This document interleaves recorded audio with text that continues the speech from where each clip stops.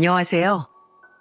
대역전 신화를 쓰고 있는 40대 중반 남자입니다.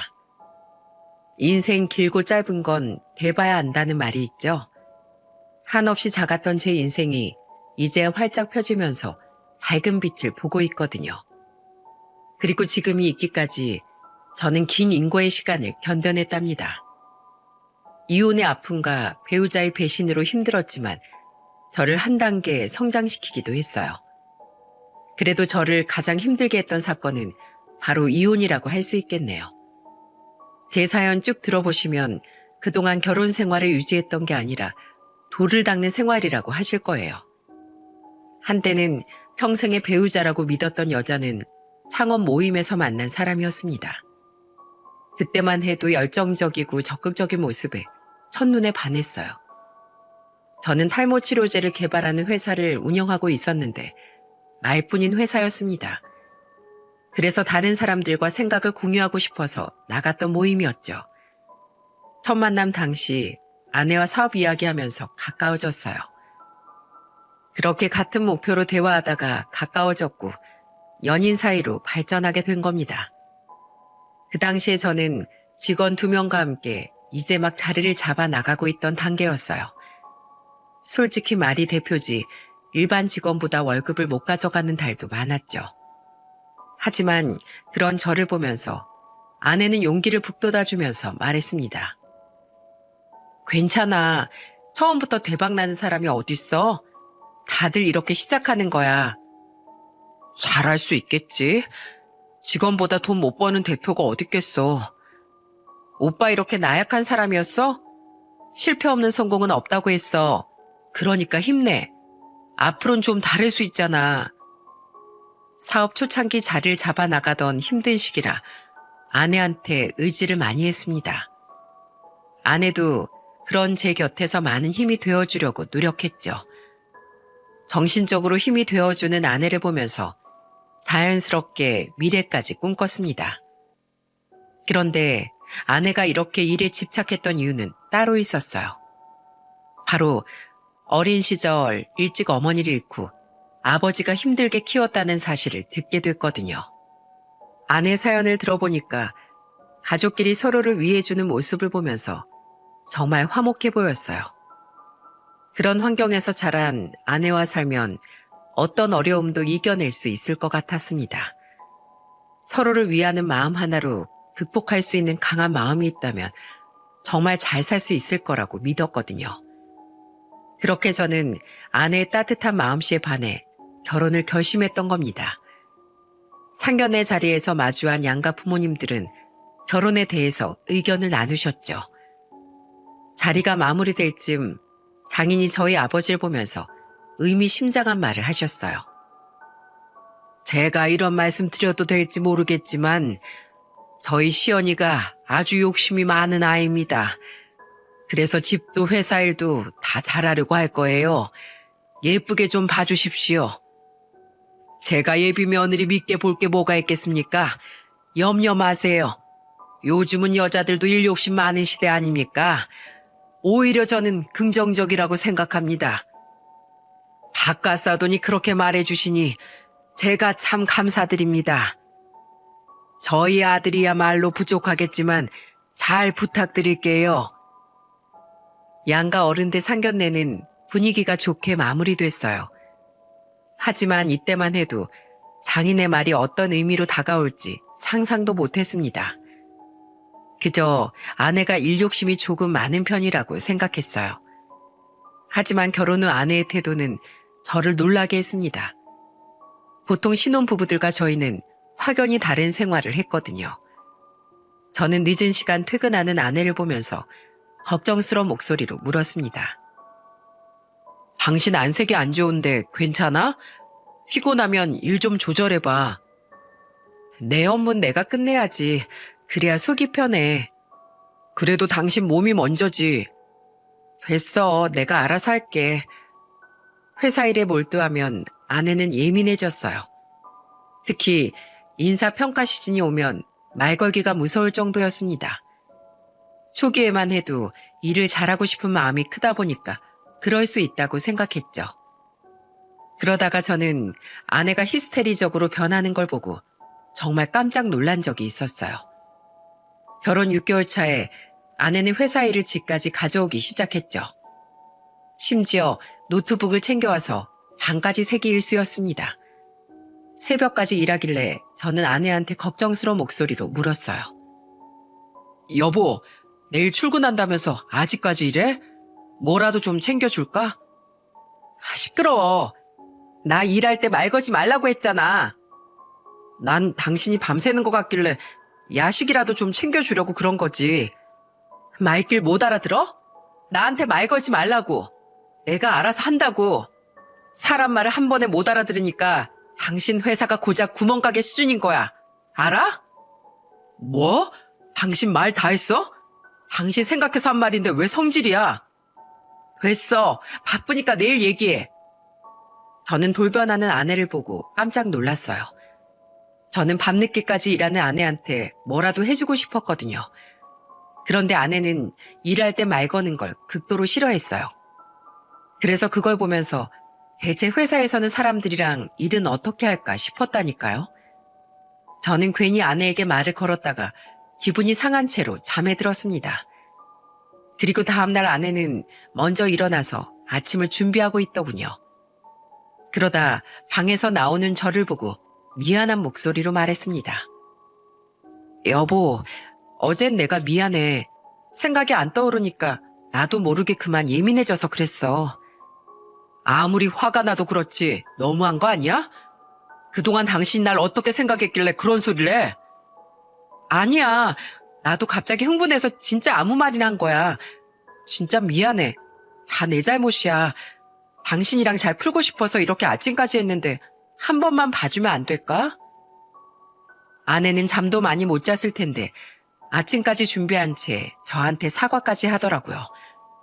아마 자기도 화를 내고 마음이 편하지는 않았던 모양이었습니다.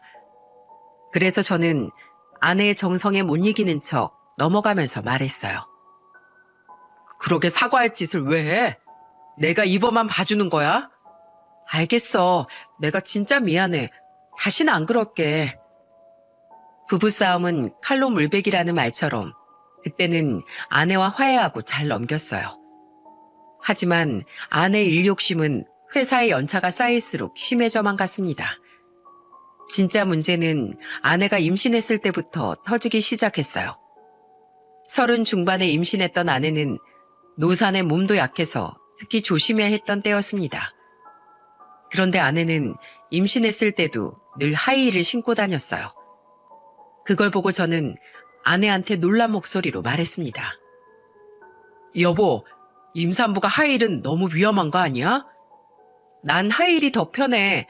굽 없는 신발은 적응이 안 되는데 어떻게 신어?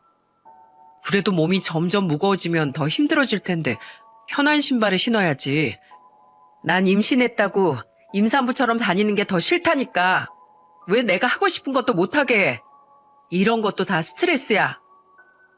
하이힐을 포기 못하던 아내는 걱정하는 제 말에도 쉽게 화를 냈어요. 그때 아내는 임신 6개월로 몸이 한창 무거울 때였습니다. 병원에선 조심해야 한다고 하는데 아내는 자기가 하고 싶은 대로 다닐 거라면서 저에게 스트레스 주지 말라고 소리쳤어요. 이런 아내를 본 저희 어머니 반응은 어떠셨겠습니까? 친정 엄마가 없던 아내한테 더욱 신경을 써주려고 노력하던 어머니는 아내가 하이힐을 신고 걷는 걸 보고 깜짝 놀라서 말했습니다. 넌 지금 뭘 신고 오는 거야? 임산부가 위험하게 힐을 신고 오면 어떡해? 옷도 치마가 너무 짧은 거 아니냐? 산모는 항상 몸이 따뜻해야 하는데 감기라도 걸리면 어쩌려고 그래? 어머님, 그런 말이 더 스트레스 받아요.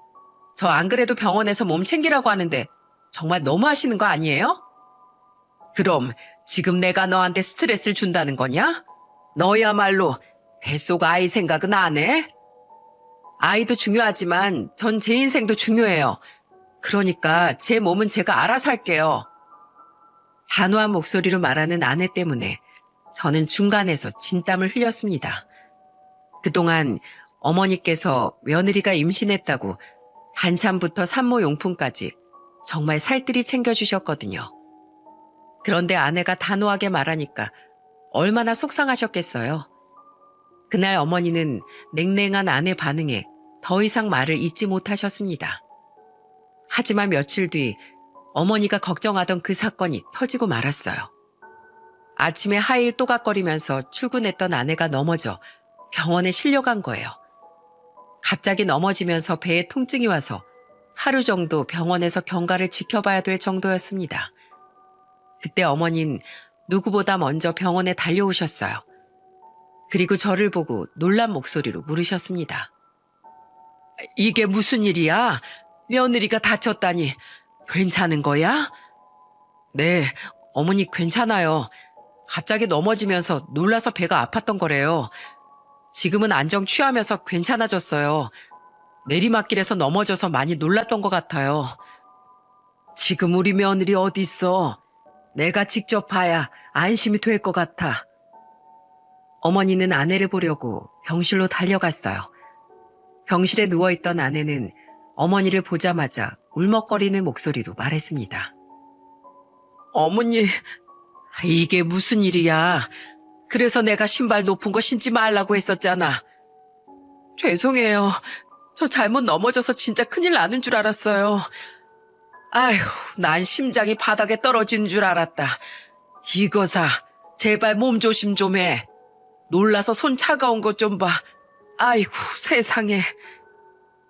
어머니는 누워있는 아내 손을 주물러주면서 다독였어요. 그때 아내도 갑작스런 사고에 놀랐는지 어머니 품에 안겨서 눈물을 흘렸습니다. 아내를 많이 아껴주던 어머니의 사랑이 그제야 진심이 전해지는 듯 했어요. 그 후 아내는 퇴원 후 어머니가 사주신 낮은 신발을 신고 다녔습니다. 게다가 신발을 신고 사진까지 찍어서 어머니께 보내고 영상통화로 뿌듯한 목소리로 전화까지 했어요. 어머님, 저 오늘 어머님이 주신 신발 신었어요. 아이고, 우리 며느리가 이제야 신어주는구나. 넌 길쭉길쭉 키가 커서 낮은 신발 신어도 예뻐. 이렇게 보니까 아주 모델 같네. 정말요? 어머님, 정말 잘 신을게요. 감사합니다. 그리고 지난번엔 제가 죄송했어요. 괜찮어. 원래 딸들이 징그럽게 말도 안 들어. 나도 딸 키워봐서 알지. 네, 어머님. 아내는 어머니와 통화를 나누면서 좋게 풀었어요. 어머니는 아내를 막내딸을 대하듯이 대하셨습니다. 그리고 아내는 그런 어머니를 보면서 저한테 이런 말을 하곤 했어요. 워낙 어릴 때 친엄마를 먼저 떠나보내서 난 엄마 사랑이 뭔지 잘 몰랐거든. 근데 결혼하고서 어머님이 나한테 해주시는 게 꼭 엄마 같다는 생각이 들어. 나한테 친정엄마가 있었으면 이런 사랑을 받았을 것 같더라. 그래서 어머니께 참 감사한 마음이 큰데 생각처럼 쉽지가 않네. 그때 아내는 어머니가 꼭 친엄마 같다는 말을 할 정도였습니다. 그 정도로 어머니는 아내한테 참 따뜻하게 대해주려고 노력하셨어요. 그 후 아내는 아이를 낳고 산후조리까지 끝내고 집으로 왔습니다. 그런데 아내는 육아휴직을 쓰고 본격적인 육아를 시작했을 때 심각할 정도로 산후 우울증이 찾아왔어요. 그래서 어머니가 집에 자주 와서 잘 있는지 확인까지 했었죠. 하필 저는 하던 일이 바빠져서 일로 정신이 없을 때라서 그저 미안할 뿐이었어요. 그래도 어머니가 확인하러 가주시니까 한편으론 안심이 되기도 했습니다. 그러던 어느 날 어머니는 저한테 걱정스러운 목소리로 전화를 하셨어요. 민용아, 오늘 어째 며느리가 너무 이상하다. 오늘은 아예 밥도 안 먹었어. 네? 밥도 안 먹어요? 왜요? 내가 죽을 해줘도 자기는 밥을 먹을 자격이 없다고만 하는데 어떡하면 좋니? 일단 제가 집에서 가서 얘기해 볼게요. 저는 하던 일을 직원들한테 부탁하고 집으로 바로 갔습니다. 그런데 집에 도착한 저는 깜짝 놀랐어요. 아이는 거실에서 울고 있는데 아내는 방에서 책을 보고 있는 게 아니겠어요? 너무 놀라서 저는 우선 울던 아이를 품에 안아서 달랬습니다. 그리고 방에 있던 아내한테 가서 저도 모르게 소리를 치면서 말했어요. 당신 애 우는 소리 안 들렸어? 애가 울어? 나 못 들었어. 이렇게 울고 있는데 안 들린다는 게 말이 되냐고. 여보, 그러지 말고 내가 읽은 책 좀 봐. 나 이거 다 읽었어. 너무 재밌다니까. 당신 대체 왜 그래? 정신 좀 차려봐. 저는 아내가 정말 정신이 나간 줄 알았습니다. 그래서 아내를 데리고 병원에 가봤더니 심각한 산후 우울증이 온 상태였습니다. 일에 빠져 살던 아내가 갑자기 회사를 휴직하면서 극심한 스트레스를 받았던 거예요. 그러면서 의사는 심각한 목소리로 이런 말까지 했습니다. 지금 아내분은 아이가 자신의 인생의 걸림돌이라고 생각하는 경향이 있어요. 심리검사 결과 아이에 대한 원망도 보이네요. 아내도 분명히 아이를 원했는데 아이를 원망한다고요?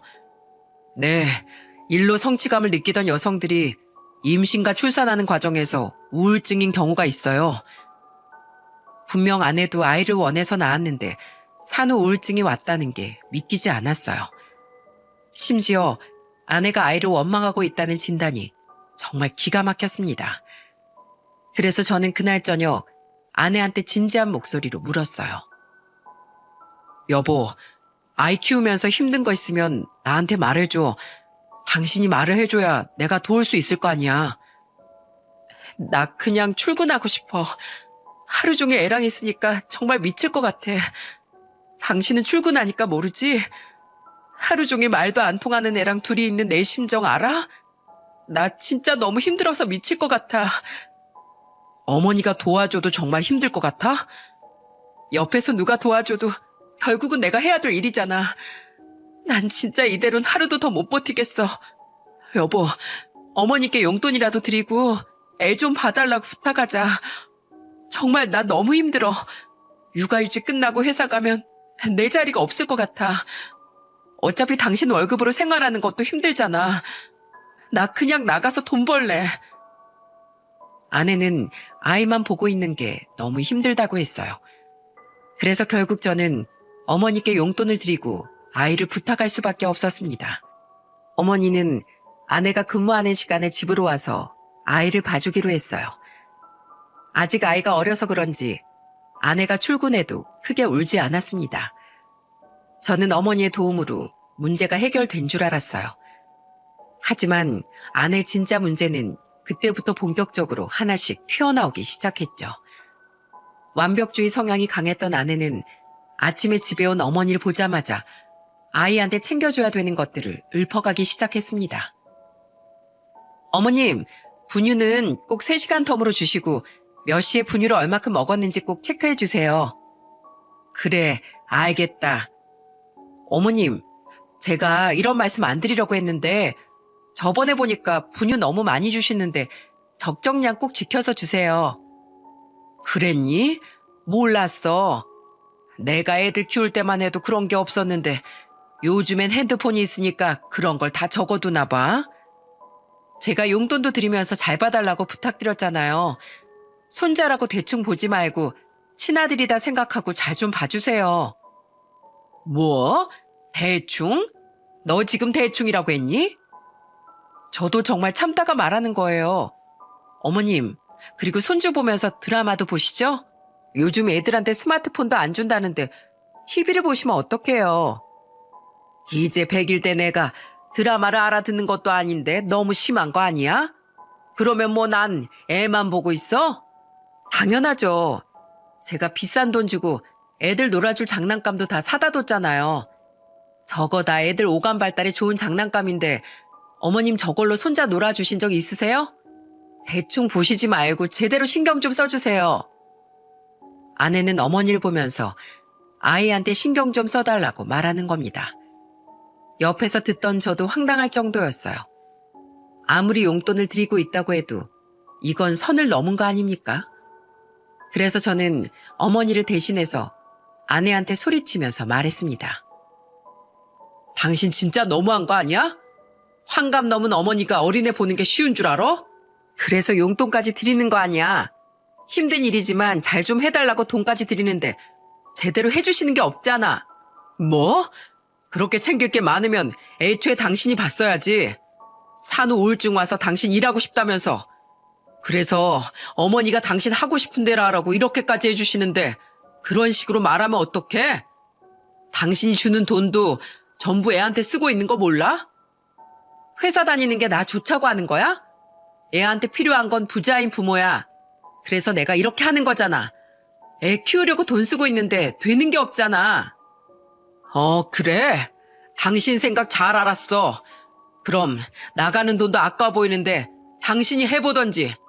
어머니, 저랑 같이 나가요. 오늘부터 손주 봐주는 거 그만하세요. 저는 너무 화가 나서 어머니를 모시고 집을 나왔습니다. 그러자 아내는 제 뒤에서 황당한 목소리로 소리쳤어요. 그렇게 나가면 나보고 어쩌라는 거야?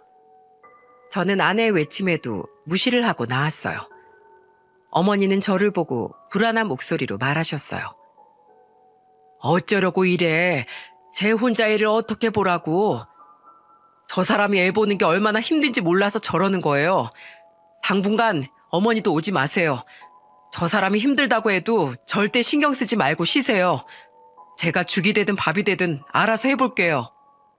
너무 화가 나서 아내한테 애만 던져놓고 나왔던 겁니다. 아무리 요즘 애들 키울 때 맞벌이가 필수라지만 이건 아이를 대신 봐주고 있는 어머니에 대한 예의가 아니지 않습니까? 그래서 저는 아내가 시어머니가 얼마나 노력하고 있던 건지 스스로 깨닫기를 바랬어요. 그래서 어머니를 집에 내려드렸고 저는 사무실에서 일을 하고 있었습니다. 그런데 잠시 뒤 어머니께 전화가 걸려오기 시작했어요. 어머니는 저한테 걱정스러운 목소리로 말했습니다. 며느리가 집에 뭐가 있는지도 잘 모르는데 어떡하니? 어머니, 그냥 전화도 받지 마세요. 그 사람도 직접 해봐야 알아요. 그동안 어머니가 집안일은 물론이고 육아까지 도와주고 있었기 때문에 아내는 기본적인 것도 몰랐어요. 자기 살림인데도 냄비 하나까지도 어디 있는지 전혀 몰랐던 겁니다. 그동안 저는 시간이 나는 대로 어머니를 도왔기 때문에 저는 그래도 집안 살림은 거의 제 담당이었죠. 그런데 아내는 회사만 다닐 뿐 집안일은 아예 뒷전이었던 겁니다. 그런데 이 와중에 자꾸 요구하는 게 늘어나니까 저도 화가 났던 거예요. 결국 그날 저녁 아내는 어머니를 직접 찾아갔다고 하더군요. 나중에 어머니께 들어보니까 아내가 어머니한테 애원하면서 말했다고 했습니다. 어머님, 제가 죄송해요. 그동안 어머니가 고생하는 것도 몰랐어요. 난 널 정말 내 딸처럼 생각했어. 네가 산후 우울증이라길래 널 걱정했던 거라고. 죄송합니다. 저 다시는 안 그럴게요. 한 번만 용서해 주세요. 결국 이 사건은 아내가 어머니께 싹싹 빌면서 일단락됐습니다. 어머니는 아내가 회사에서 열심히 하려다 보니까 욕심이 많아져서 그런 거라고 이해하려고 했어요. 그리고 아내도 그날 온갖 고생을 해서 그런지 이후로 어머니께 정말 잘하려고 노력하더군요. 그러다 결혼 3년 차쯤 둘째가 생겼고 아내는 저한테 기쁜 목소리로 이런 말까지 했었죠. 자식한테 형제를 만들어주는 건 부모가 아이한테 줄 수 있는 최고의 선물이래. 우리 그동안 우여곡절이 있었지만 서로 더 이해하려고 노력해보자. 나도 그동안 당신 입장에서 너무 이해를 못했던 것 같아. 앞으론 나도 노력해볼게. 첫째 때 산후 우울증을 심하게 겪었던 아내가 걱정되긴 하더라고요. 하지만 아내는 첫째와 달리 둘째는 최선을 다하려고 노력했습니다. 그때는 어머니도 아내가 예전과 다르다면서 기뻐하셨어요. 저희 부부는 어머니의 도움으로 아들 둘을 키우면서 나름대로 잘 살아가고 있다고 생각했습니다. 하지만 이것도 잠시였어요. 부부는 같이 사는 세월이 쌓일수록 서로한테 믿음이 생긴다는데 저와 아내는 시간이 흐를수록 동상이몽이었죠. 특히 결혼 7년 차쯤 됐을 때 아내는 남자로서 자존심을 죽이는 말을 서슴없이 했습니다. 주말에 편한 차림으로 있으면 아내는 한심한 목소리로 절 무시하듯 말했어요. 당신은 그냥 트레이닝복을 입지 마. 너무 후줄근해서 꼭 백수 같아. 왜 괜히 시비를 걸어? 주말에 편한 옷 입고 있는 게 뭐가 문제야? 동네 창피해서 그래. 호준이 어린이집 선생님도 이 동네 사는데 애들 체면이 뭐가 되겠어? 호준이는 자기 아빠 사장님이라고 동네방네 떠들고 다니는데 아빠 꼴이 그게 뭐야? 하긴 뭐 제대로 하는 게 있어야지. 일이 안 풀리니까 꼬라지도 그 모양이지. 제가 안 씻은 채 있던 것도 아니고 정말 아내의 말은 비수가 되어서 그대로 꽂혔습니다. 하지만 그 무렵 과장이었던 아내가 회사에서 차장으로 승진하고 싶어서 고군분투하던 시기였어요. 일에 몰두하면 예민해지는 아내니까 이해해 보려고 했었죠. 하지만 어느 날 저한테 걱정스러운 목소리로 어머니가 자신이 수상한 장면을 목격했다면서 말하는 겁니다. 내가 얼마 전에 손자 데리고 집에 오는데 좀 이상한 걸 봐서 그러는데 너 요즘 며느리 이상한 거 없니? 네? 어떤 점이요? 저도 요새 일이 바빠서 잘 모르겠어요. 어떤 남자 차에서 내리는 걸 몇 번 봤는데 회사 사람치고 너무 친한 것 같아서 혹시 너 아는 사람인가 했지. 저는 어머니의 말에 깜짝 놀랐어요. 그 당시 오래 일한 직원이 일을 그만두면서 새로 직원을 가르치느라 정신이 없었거든요. 그래서 저는 그날 저녁 아내한테 자연스럽게 물어봤어요. 당신 요즘 누가 집 앞까지 데려다 줘? 갑자기 그게 무슨 소리야? 당신이 봤어? 아니, 당신이 회사 끝나고 집까지 너무 빨리 오는 것 같아서. 빨리 오면 좋은 거지. 뭘 그런 걸로 꼬투리를 잡아. 설마 어머님이야? 그치? 맞지? 어머님이 당신한테 그런 소리 한 거지? 누가 본 게 중요해? 그냥 물어보는 거잖아. 왜 이렇게 펄쩍 뛰어? 뭐 찔려? 누가 찔려? 지금 생사람 잡으니까 그러잖아. 하여튼 당신은 무슨 생각으로 살길래 그런 말을 듣자마자 날 의심하듯이 물어? 이러니까 내가 당신이랑 길게 얘기하기 싫은 거야. 진짜 수준 떨어져. 얘기가 왜 저런 방향으로 튀는지 정말 기가 막혔습니다. 아내는 뜬금없이 저를 무시하는 발언까지 내뱉었어요. 그래서 저는 아내의 말에 화가 나서 억울한 목소리로 말했습니다. 당신 지금 말 다 했어? 말이 왜 갑자기 그렇게 나오는데? 맞잖아. 우리 결혼 생활 동안 당신이 나보다 더 벌어온 적 있어? 무늬만 사장이지 제대로 굴러가지도 않는 걸 왜 붙들고 있는데? 그냥 나가서 막노동이라도 해. 뭐야? 당신 말 다 했어? 내가 요즘 회사에서 얼마나 힘든지 알아? 난 어떻게든 승진하려고 고군분투하는데 당신이 그딴 생각이나 하니까 내가 화가 나는 거라고. 나 집 앞에 데려다 주는 사람 다른 팀 부장님이셔. 내가 하도 고생하니까 가는 길에 내려주는 거라고. 그런데 당신이 왜 나한테 이상한 소리를 해? 어떻게 남편이 남보다 못하냐? 저는 아내가 화를 내면서 억울한 목소리로 하는 말에 깜짝 놀랐어요.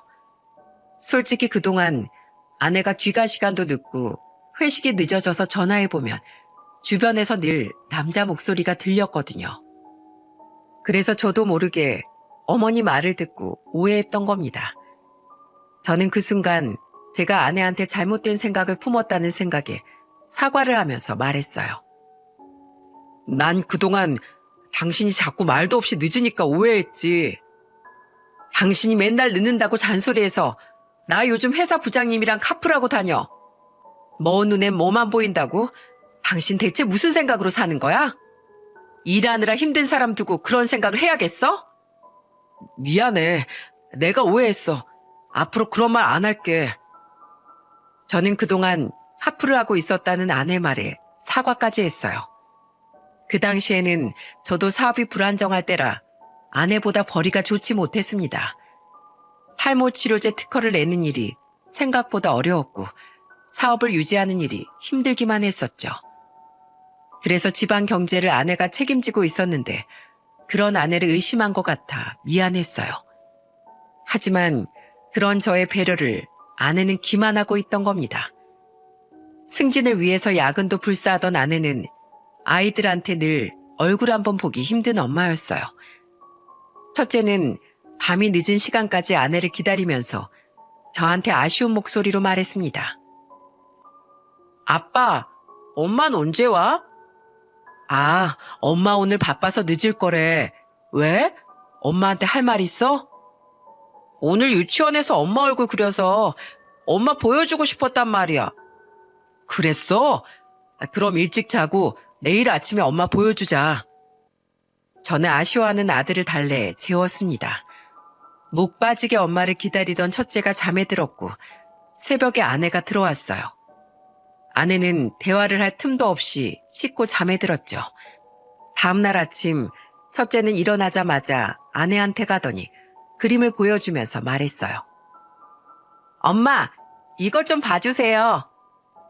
아내는 첫째가 보여주는 그림을 슬쩍 보더니 피곤한 목소리로 말했습니다. 저리 비켜. 엄마 출근 준비하는 거 안 보여? 내가 엄마 예쁘게 그렸는데 어때요? 비키라고 했지? 엄마 바쁘다니까. 엄마 미워. 첫째의 부탁에도 아내는 차가운 목소리로 무시했어요. 그걸 보고 저는 깜짝 놀라 소리쳤습니다. 당신 지금 뭐 하는 거야? 그거 잠깐 봐주는 게 그렇게 어려워? 나 어제 새벽에 들어왔어. 아침부터 엉겨붙는 애 감당할 기운이 있겠어? 뭐? 엉겨붙어? 그게 애한테 할 소리야? 몰라. 당신 얘 좀 달래봐. 애들한테 상처 주면서 승승장구하면 진짜 행복할 것 같아? 정신 차려. 당신 그러다 진짜 땅을 치고 후회하는 날이 온다고. 그냥 나중에 땅을 치고 후회할게. 난 당장 차장 승진만 하면 인생이 달라질 텐데 뭐가 문제야? 결국 능력 없는 아빠보다 잘 나가는 엄마를 좋아하게 될걸? 당신이야말로 후회하지 말고 일이나 똑바로 해. 무슨 말을 해도 아내한테는 통하지 않았어요. 아내는 정말 일에 미친 사람처럼 애들마저 뒷전이었습니다. 수단과 방법을 가리지 않는 아내가 참 위험해 보였어요. 이런 의심이 확신이 된 순간은 예상치 못한 상황에 나타난 한 사람 때문이었습니다. 어린이집에 갔던 둘째가 갑자기 고열이 나면서 응급실에 갔던 거죠. 그때 저는 하던 일을 멈추고 병원으로 달려갔어요. 그곳에는 어머니가 먼저 와서 발을 동동 구르고 있었습니다. 분명 아내한테 둘째가 아프다고 전화를 했는데 한참이 지나도 안 오는 거예요. 그래서 전 아내한테 전화해 화를 내며 말했습니다. 당신 애가 아프다는데 안 오는 거야? 당신 미쳤어? 내가 간다고 애가 멀쩡해지는 것도 아니잖아. 어쩌라고. 애가 어떤 상태인지 걱정도 안 돼? 진짜 왜 그래 정말. 밥 필요 없고 무조건 와. 저는 아내한테 무조건 오라고 화를 내면서 전화를 끊어버렸어요. 그런데 한참 뒤 병원에 나타난 사람은 아내가 아니라 낯선 사람이었습니다. 젊은 여자가 저한테 오더니 대뜸 인사를 하면서 말했어요. 안녕하세요. 이시영 과장님이랑 일하고 있는 같은 팀 직원 장보람 사원이라고 합니다. 아, 안녕하세요. 그런데 여긴 무슨 일로 오셨어요? 과장님이 저한테 아이 상태 좀 보고 오라고 해서요. 네? 그 사람이 그런 심부름을 시켰다고요? 아내와 같이 일하고 있다는 한 사원의 말에 정말 기겁했습니다. 친엄마가 자식한테 이렇게 매정할 수 있는 겁니까? 저는 충격을 받은 표정으로 서 있었어요. 그러자 그 직원은 저를 보면서 한숨을 쉬더니 무언가를 결심한 목소리로 말했습니다. 여기까지 오는 내내 정말 고민 많이 했는데 이건 꼭 드려야겠네요. 갑자기 그게 무슨 소리입니까? 지금 제가 다니는 회사 중소기업이지만 나름대로 자부심을 가지고 다녔어요. 규모는 작아도 정직한 회사라는 믿음으로 다녔는데 물을 흐르는 사람이 생겨서 곧 그만두려고요. 그 얘기를 왜 저한테 하시는 거죠? 여기 회사를 망치는 범인이 있어요. 곧 저희 회사 최초로 여성 차장이 될 텐데 이건 막아야겠다 싶어서요. 저도 이 자료 회사에 정식으로 고발할 겁니다. 이게 뭐길래 그래요? 알아듣게 좀 설명해요. 집에 가서 꼭 좀 보세요. 아마 남편분이 중요한 결정을 하는데 도움 되실 겁니다. 안 그래도 둘째가 아파서 정신없는 와중에 알 수 없는 말을 하는 직원이 의아했어요. 쉽사리 열이 떨어지지 않던 아들을 돌보느라 3일 내내 병원에서 발을 동동 굴렀습니다. 그리고 아내는 아이가 병원에 있는 동안에도 병원 한번 와본 적이 없었어요. 집과 회사만 오고 가던 아내한테 크게 실망한 순간이었습니다. 녹초가 된 몸으로 겨우 열이 떨어진 아이를 데리고 집으로 데려온 저는 병원에서 받은 USB가 떠올랐어요. 그런데 하필이면 그날이 아버지 생신이었던 날이었던 거예요. 그래서 일단은 애들을 데리고 부모님 댁으로 갔죠. 하지만 그날 아내는 아버지 생신 식사 자리에도 오지 않았습니다. 아무것도 모르는 어머니가 결국 아내한테 전화를 걸었어요. 그러자 아내는 술에 취한 목소리로 어머니께 말하는 소리가 전화 밖에까지 들리더라고요. 어머님, 왜 전화하셨어요? 너 술 마신 거냐? 오늘 네 시아버지 생신이라고 했잖아. 언제 오려고 그러는 거야? 아, 맞다. 그랬죠. 근데 어쩌죠? 제가 오늘 차장으로 승진해서 오늘 승진턱 내기로 했거든요. 못 갈 것 같으니까 용돈 좀 보내드릴게요. 뭐? 너 승진했어? 네, 저 이제 차장이에요.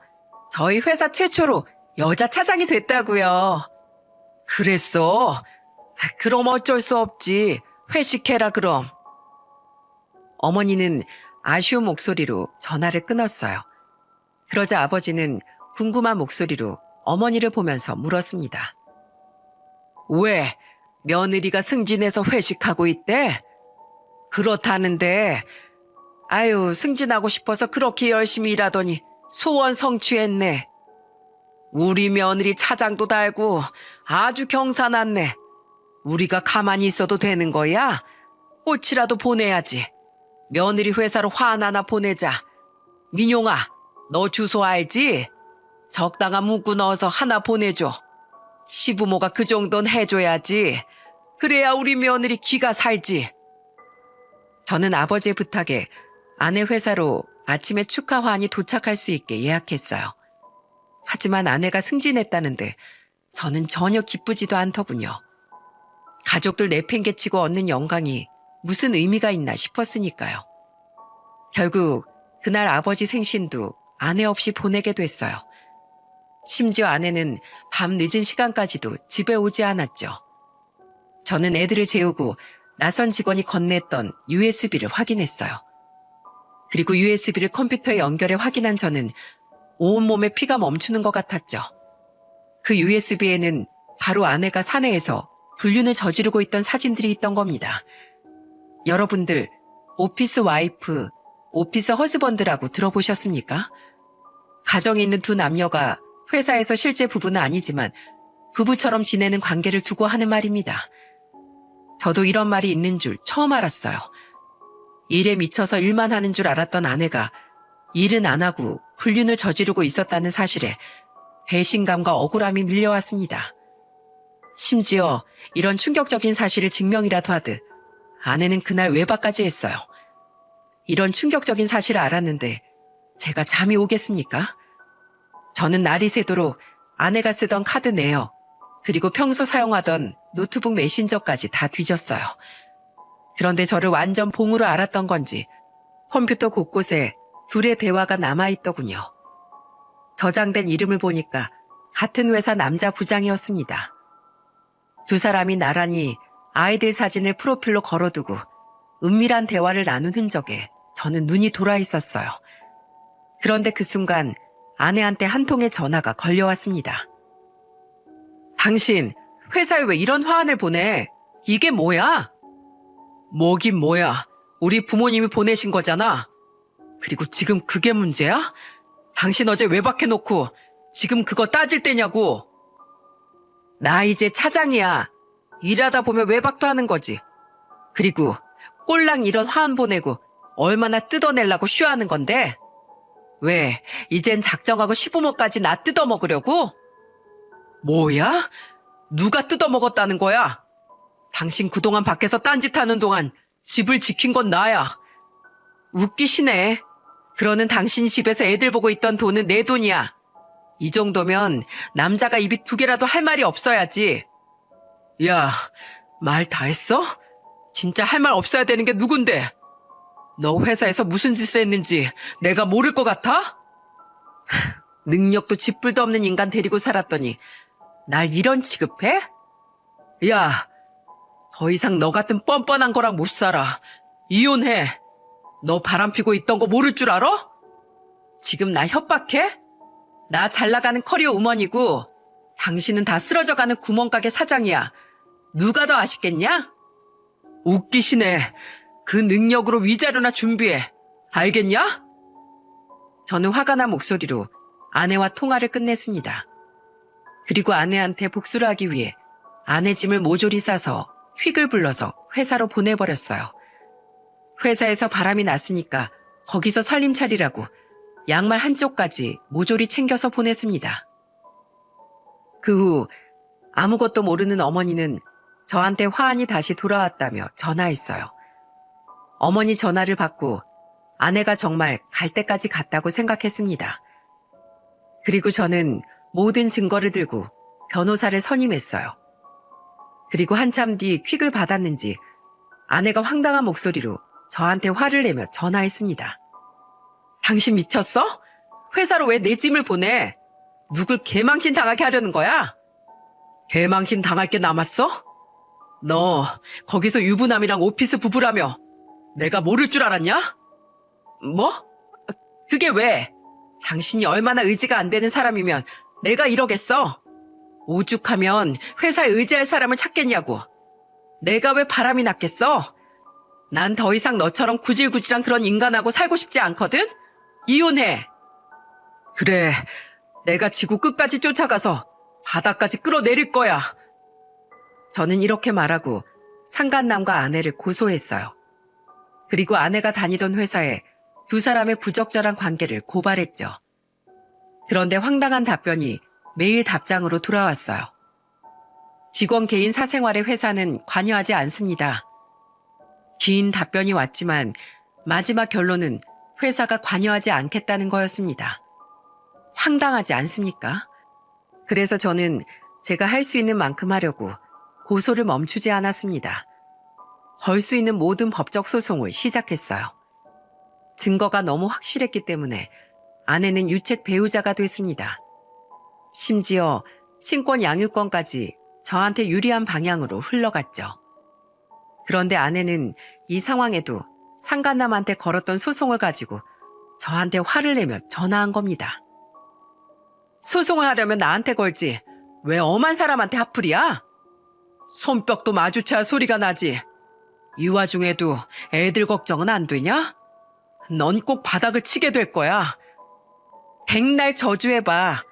위자료 줄 테니까 위자료나 받고 떨어져. 진짜 구질구질하다. 끝까지 뻔뻔한 아내의 전화에 기가 막혔네요. 몇 달간의 법정 공방 끝에 저는 위자료와 양육권까지 모조리 챙겨서 이혼했어요. 그런데 5개월 뒤 배신자의 최후 소식이 들려오더군요. 사람은 자기 그릇에 맞는 자리를 갖는다는 말이 있죠. 직원들 사생활에 관여하지 않는다던 뻔뻔했던 회사가 갑자기 문제가 생기면서 비상경영체계로 들어갔다는 거예요.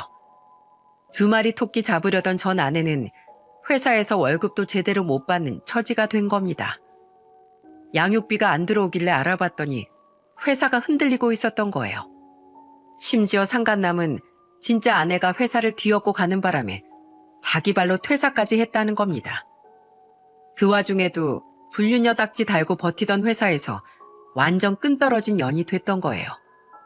그때 저는 직원 2명과 고군분투한 끝에 탈모 치료제 특허를 내는데 성공했어요. 이혼을 하고 이사까지 하면서 정말 힘들었는데 드디어 빛을 보는데 성공했죠. 그때 아버지는 정말 눈물을 흘리면서 기뻐하셨어요. 저의 이 소식은 인터넷에서 잠깐 화제가 되기도 했습니다. 그런데 이 소식을 듣고 눈물을 흘리며 전화한 사람이 또 있었어요. 바로 전 아내랍니다. 눈물겨운 목소리로 애원을 하면서 말하더군요. 여보, 소식 들었어. 축하해. 뭐야? 재수없게 왜 전화야? 술 마셨냐? 나 차장 달고 얼마 안 지나서 해고됐어. 회사가 부도났단 말이야. 나 너무 힘든데 나 좀 도와주면 안 될까? 화장실 들어갈 때 나올 때 다른 널 내가 왜 돕냐? 듣던 중 아주 반가운 소식이긴 하네. 직원들 인성을 안 보고 경영하니까 회사가 망하지. 낙동강 오리알 됐네. 난 너무 힘들어. 애들이라도 좀 보여주면 안 될까? 애들이 인형이냐? 네가 보고 싶을 때만 보는 인형이냐고. 넌 정신 상태부터 글러먹었어. 잘 살려고 그랬다고? 웃기지 마. 넌 혼자서 잘 살고 싶었던 거야. 이제라도 네 본성 알아서 다행이다. 끊어. 다신 전화하지 마. 그리고 양육비 보내기 전까지 애들 못 볼 줄 알아. 저는 그때 아내 전화를 매몰차게 끊었습니다. 두 마리 토끼를 잡으려다가 다 놓치고 완전 낙동강 오리알이 된 거죠. 그래도 다행인 건 엄마 정을 모르고 커서 그런지 애들이 할머니를 더 잘 따른다는 거예요. 지금은 제가 경제력이 생겨서 누구보다 아이들을 위해 지원을 아끼지 않고 있답니다. 제가 여러 일을 겪으면서 교훈처럼 남은 생각이 있어요. 바로 빨리 가려면 혼자 가고 더 멀리, 더 오래 가려면 같이 가라는 말입니다. 이런 생각을 공유하고 싶어서 이런 사연도 쓰게 됐네요. 자식들을 위해서 하루에 10시간 넘게 일하시는 부모님들 계십니까? 그렇다면 사랑하는 자녀를 위해서라도 그 시간을 좀 줄여보세요. 제가 어렵고 힘들 때 저한테 가장 힘을 준 존재는 아이들이었어요. 저는 방송국에서 인터뷰도 했었는데 그때마다 아이들 덕분이라는 말을 자주 합니다. 세상 무엇과도 바꿀 수 없는 아이들을 보면서 힘든 순간을 이겨낼 수 있었습니다. 그래서 누가 저한테 성공 비결을 묻는다면 아이들이라는 대답을 합니다. 성공에만 집중된 삶은 목표를 잃게 한답니다. 목적지를 잃은 배는 결국 자초되고 말 거예요. 그러니 여러분들도 가족들의 소중한 현재를 함께하면서 한 걸음씩 나아가길 바라겠습니다. 요즘 가을 볕이 좋아서 부모님을 모시고 아이들과 소풍을 자주 나갑니다. 여러분들도 가족들과 행복한 시간 많이 보내세요. 감사합니다.